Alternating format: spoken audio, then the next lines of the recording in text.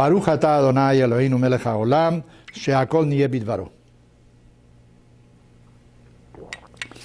When our ancestors were in the desert, the Torah tells us that a group of people came over to Moses, to Moshe, and said to him, you know, we were not in the right condition of ritual purity. You know, by touching a dead body, one becomes ritually impure. This was true during the times when there was a Beit HaMikdash, a temple in Jerusalem. Today we can no longer observe these laws because we don't have sacrifices.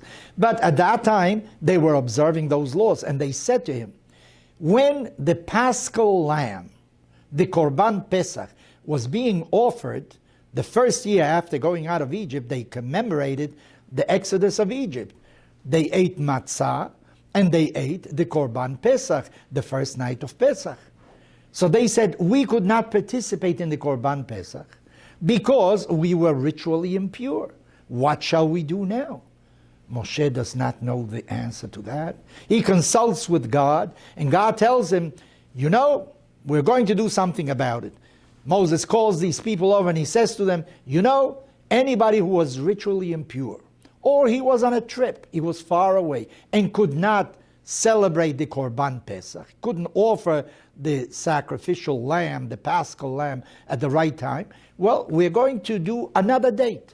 1 month later, on the 15th day, the same as Nisan, in the following month, Iyar, there's going to be something called Pesach Sheni, a second Passover, a second Seder. You get another chance.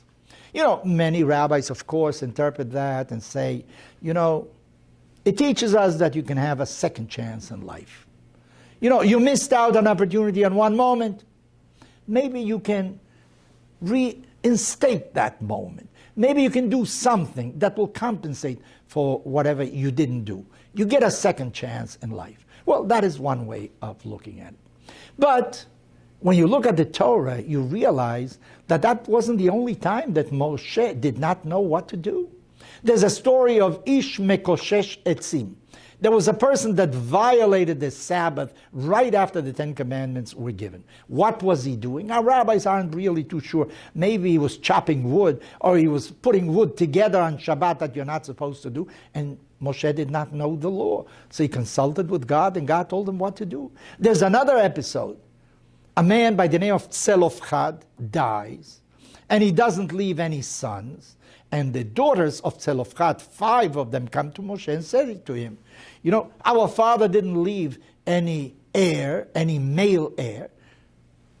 Maybe we should be the ones to inherit what our father left. Moshe does not know. He consults with God, and God gives him an answer. The answer is that they will inherit, but they must make sure that they marry men from the same tribe, so that the wealth of the tribe should not be diminished. It should remain in the same tribe.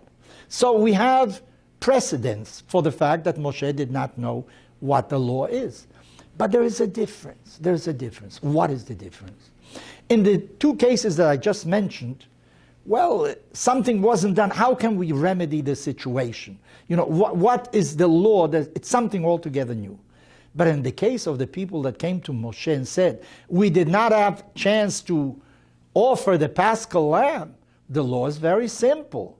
Listen, if there's, because of an impossibility, you were far away or God knows what, you couldn't do it, well, that's it. It's not your fault. It's something that is beyond you. You couldn't help yourself. You don't have to do anything. So what were they asking?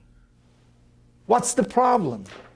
The problem is that we view a mitzvah as an obligation, as a yoke. You know, you have to do a Paschal lamb. You have to eat matzah. You can't eat bread. You know, what a problem. For 8 days I won't be able to eat bread. The other view is totally different. What a privilege to remember the period when our ancestors were liberated from Egypt. You know what it was like in Egypt? Hard work. You did not know whether the morrow will be yours. You didn't know whether your children are going to live. You lived in that tyranny where, depending on how the Pharaoh woke up that morning, the edict would be altogether different. We do it gratefully. With joy, we want to eat the matzah because we want to relive that part. So what that group of people came over to Moses and said, you know, it's not a yoke. It's not an obligation. The Korban Pesach is a privilege. This is what we have to remember. Don't think that the mitzvot are obligations that try to push you down. It's the other way around. There are opportunities to grow. There are opportunities to remember what are the important things in this world. When you go to the synagogue on Rosh Hashanah and Yom Kippur, it's not an obligation you cannot eat. It's an opportunity to think of other things. Don't think of food. Review what you did this past year. See how you can better yourself. It's an opportunity that is given to you. Listen, actually, Teshuvah is good every day of the year. You can do it at any time. But the fact is that unless we are really told and we set our minds to do it, we don't do it. So these moments of the year are really opportunities. Think of it. It is good for you, not that it oppresses you. It says in our sacred writings, Ratzah HaKadosh Baruch Hu lezakot et Israel. God wanted to benefit the Jewish people. Lefichach hirba lahem Torah u'mitzvot. That's why He gave them the Torah. He gave them the mitzvot because that is really a privilege that each and every one of us has. And when we do a mitzvah, do it with your whole heart and know that it's an opportunity that God gives you to better yourself.